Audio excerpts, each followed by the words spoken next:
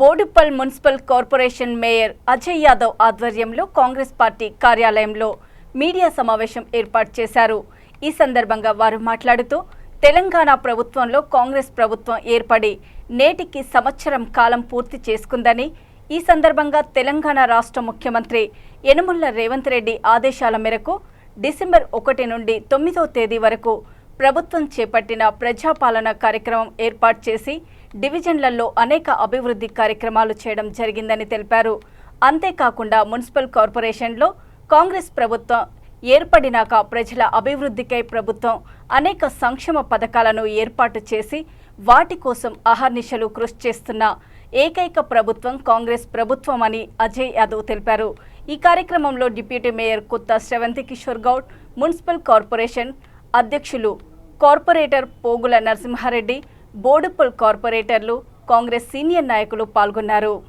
దాదాపు ఏ కార్పొరేషన్ చూసినా అన్ని అభివృద్ధి పనులు వెళ్ళలేదు.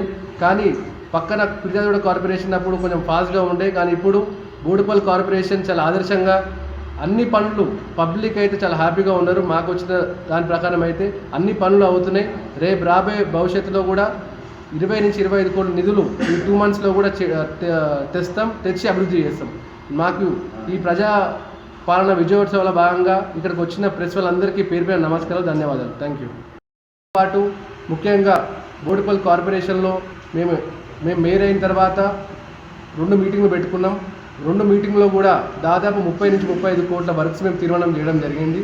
దాంట్లో ముఖ్యంగా లింక్ రోడ్లు కానీ, అండర్గ్రౌండ్ సిస్టమ్ కానీ, అంటే ప్రతి డివిజన్లో అండర్గ్రౌండ్ డ్రైనేజ్ చేసుకున్నారు. కానీ లింక్ రోడ్స్ కానీ మేజర్గా డ్రైన్స్ ఇవన్నిటికీ గత పాలకులు ఎవరు చేయలేకపోయారు. కానీ మేము 6 నెలల్లో అన్ని మీటింగ్స్ పెట్టుకొని తీర్మానం చేసి వర్క్స్ ఇంప్లిమెంట్ చేస్తున్నాం.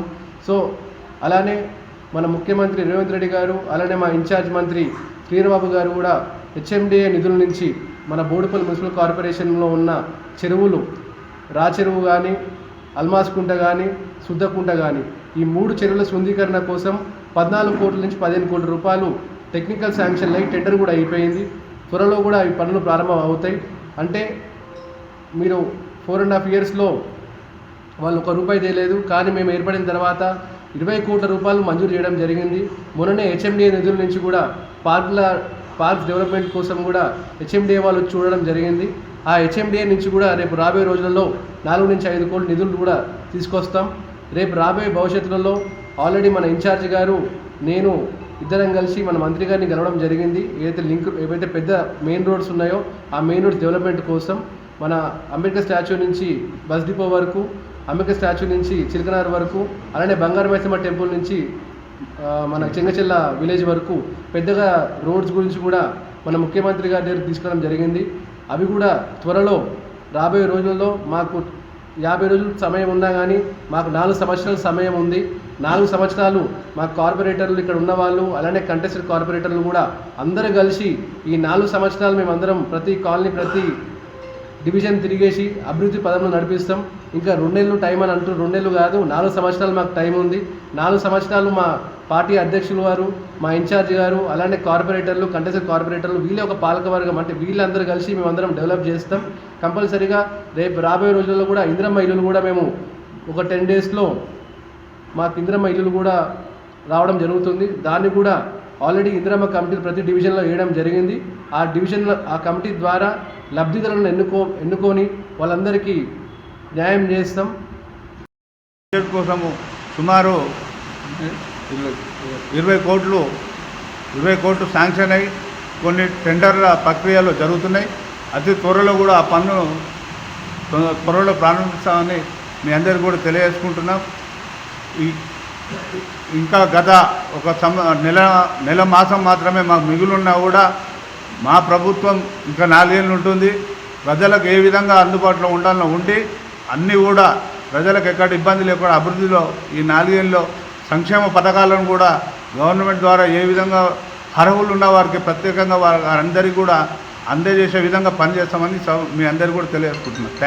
కాలంలో నమస్కారం తెలియజేస్తూ గౌరవ కార్పొరేటర్లకు, గౌరవ మేయర్ గారికి అందరికీ నమస్కారం తెలియజేస్తూ, ఏదైతే రాష్ట్ర ప్రభుత్వం ప్రతిష్టాత్మకంగా తీసుకున్న ప్రజాపాలన సంవత్సరం కాలం పూర్తయినందుకు ఈ విజయోత్సవాలు జరుపుకుంటున్నందుకు సంతోషంగా ఉంది.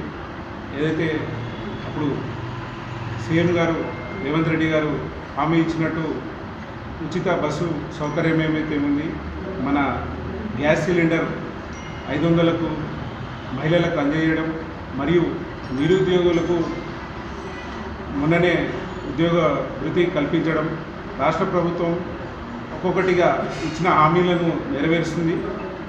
అదే మన బోడుపల్కు మేయర్ గారు మరియు అందరి కార్పొరేట్ సహకారంతో మేయర్ గారు డిప్యూటీ మేయర్ గారు అయినందుకు 4 నెలల్లో కాలయాపనలో